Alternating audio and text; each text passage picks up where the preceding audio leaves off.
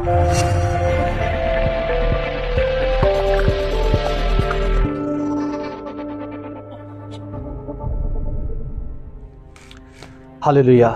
मसीह यीशु के नाम में आपकी सलामती हो।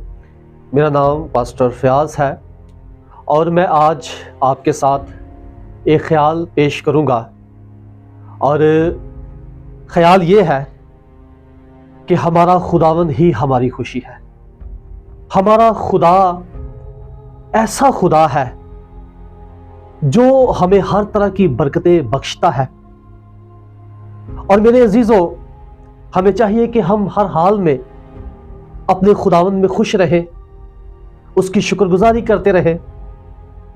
मेरे अजीजों, कई दफा ऐसा होता है कि जिंदगी में जो हालात हैं ये बदलते रहते हैं, और ऐसा हरगिज़ नहीं होना चाहिए कि जब जब हमारे हालात बदलते हैं तो हम उन हालात के मुताबिक ढल ना जाएं।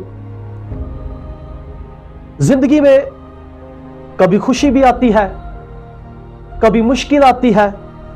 दुख और तकलीफ ये जिंदगी का हिस्सा है, क्योंकि खुदा के कलाम में लिखा है, अगर पैदाइश की किताब को देखें, लिखा है कि शाम हुई और सुबह हुई, सो पहला दिन हुआ। सो खुदावन के कलाम के मुताबिक सुबह और शाम ये हमारे खुदावन का इंतजाम है कि सुबह होती है और फिर शाम होती है। और मेरे अजीजों, ऐसा हरगिज़ नहीं है कि जब कभी शाम आए और दोबारा सुबह ना आए। अगर हमारी जिंदगी में किसी भी तरह की शाम है तो मेरे अजीजों, हमें ये ईमान रखने की जरूरत है कि जिंदगी में सुबह भी आएगी। हालेलुया। और जब हमारे हालात कभी खराब होते हैं, बदलते हैं, जिंदगी में मुश्किल आती है, आजमाइश आती है, तो मेरे अजीजों, मैं आपको यह बताना चाहता हूं, हम कभी भी ना बुड़बड़ाएं और हम कभी भी खुदावंद से शिकायत ना करें। यह ना कहें कि मेरे हालात तो बहुत अच्छे थे, अब क्या हो गया है, शायद खुदा मुझे भूल गया है, मेरे पास बहुत सी चीजें थी, फलां था, यह सब कुछ था, अब नहीं है। तो मेरे अजीजों, मैं आपको यह बताना चाहता हूं, दुनिया की चीजें हमें कभी भी खुशी नहीं दे सकती। आमीन। हमारी खुशी, हमारा इत्मीनान, हमारी तसल्ली, हमारी बरकत हमारा खुदावंद है। आमीन। सो इसलिए हम अपनी जिंदगी में अपने खुदावंद को अव्वल दर्जा दें, और हालात की परवाह ना करते हुए हम अपने खुदावंद की प्रस्तुति करते रहे और अपनी जिंदगी से अपने जिंदा खुदावंद को जलाल देते रहे। मेरे अजीजों, अगर हम समझते हैं कि हमारे पास बहुत सी बरकतें नहीं हैं, तो ये बहुत बड़ी बरकत है कि खुदावंद ने हमें जिंदगी और सांसें अता की। हालेलुया। सो मेरे अजीजों, आज मैं आपके सामने ये हवाला पढ़ूंगा। जब मैंने इसको पढ़ा तो खुदावंद ने मुझे बड़ी बरकत दी। हबक्कूक की किताब, उसका 3 बाब और उसकी 17वीं आयत है। अगर हम इस पूरी किताब को पढ़े तो कुछ हालात कौम के अच्छे नजर नहीं आ रहे, और हबक्कूक खुदावंद से शिकायत भी करता है, वो बहुत से अपने मसाइल पेश करता है, खुदा से जवाब भी मांगता है। और यहां पर जब मैं इसको पढ़ रहा था तो खुदावंद के कलाम में यूं लिखा है, अगरचे अंजीर का दरख्त ना फूले और ताक में फल ना लगे और जैतून का हासिल जाया हो जाए और खेतों में कुछ पैदावार ना हो और बेखाना से भेड़ें जाती रहे और तीलों में मवेशी ना हो, तो भी मैं खुदावंद से खुश रहूंगा और अपने निजात बख्श खुदा से खुश वक्त हूंगा। खुदावंद खुदा मेरी तवानाई है, वो मेरे पांव हरनी के से बना देता है और मुझे ऊंची जगहों पर चलाता है। आमीन। मैंने जो लिखा है, अगरचे अंजीर का दरख्त ना फूले और ताक में फल ना लगे, हबक्कूक कहता है तब भी मैं खुदावंद में खुश रहूंगा। हालेलुया। अंजीर फायदे की चीज है खाने के लिए, ये सौगात भी थी उस वक्त की, लोग इसको इस्तेमाल करते थे।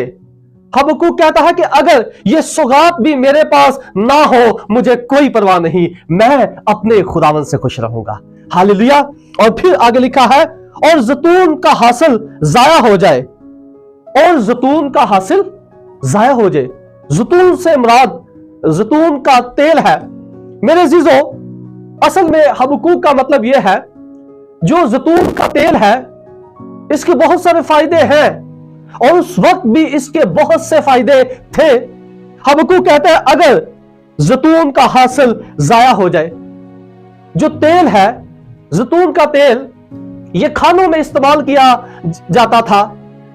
सो वो कह रहे हैं कि अगर मेरे पास खाने के लिए ऑयल ना भी हो, मुझे कोई परवाह नहीं, मैं तब भी अपने निजात बख्श खुदा से खुश रहूंगा।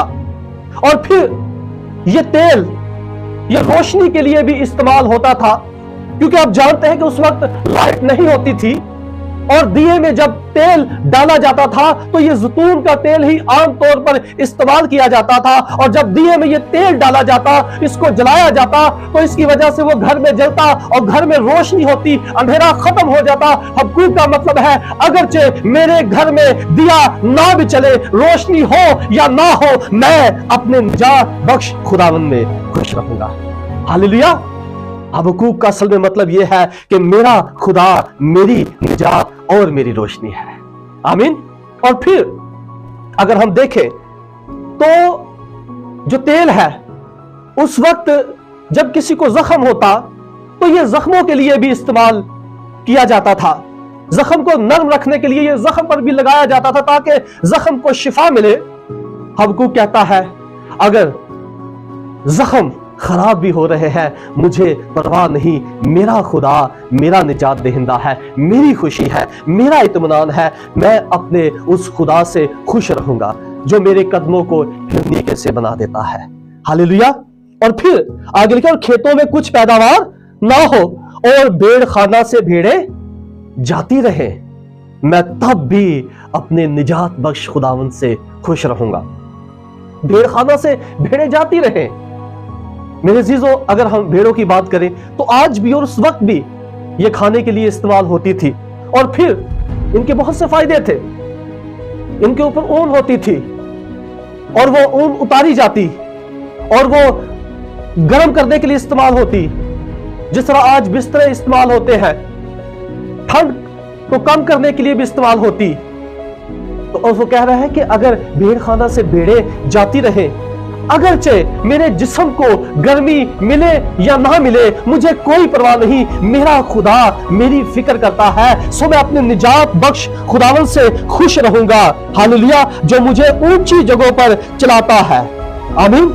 मेरा खुदा मेरी तवानाई है। मेरे अजीजों, मेरे कहने का मतलब यह है, आप अपने इर्द गिर्द अपने हालात को ना देखें, अपनी चीजों को ना देखें, अपनी कमजोरियों को ना देखें कि मेरी जिंदगी में ये कैसा मोड़ आ गया है। आप खुदावंद में खुश रहना सीखें, खुदावंद आपको खुशी देगा। हालेलुया। खुदावंद आपके खानदान को बहाल करेगा। खुदावंद का शुक्र करें कि खुदावंद ने आपको निजात दी है। आमीन। वही हमारी खुशी है। और हर वक्त बाइबल कहती है कि हर वक्त खुश रहो, किसी एक वक्त बल्कि हर वक्त खुश रहो। इसलिए कि हर वक्त इसलिए खुश रहो कि हमारा खुदा हर वक्त हमारे साथ है। हमारे दुख तकलीफ में, कमजोरी में वो हमें अपने हाथों पर उठाए फिरता है और हमारी फिक्र करता है। मेरे अजीजों, अगर हम अपनी फिक्र खुद ही कर रहे हैं, अगर हम अपना बोझ खुद ही उठा रहे हैं, तो मैं आपको यह बताना चाहता हूं, आप बहुत बड़ी गलती कर रहे हैं। आपका खुदा है जो आपके बोझ उठाने वाला है, जो कहता है थके और बोझ से दबे हुए लोगों मेरे पास आओ तो मैं तुमको आराम दूंगा। हालेलुया। ऐसा तब होगा जब हम अपने खुदावन में खुश रहना सीख जाएंगे। आमीन। सो मसीही होते हुए हमारी खुशी हमारा खुदावन यीशु मसीही होना चाहिए, और हम हर हाल में अपने खुदावन को जलाल दें। आमीन। ये छोटा सा मैसेज आप सबके लिए है, जरूर सुने और खुदावन से बरकत पाए। आमीन।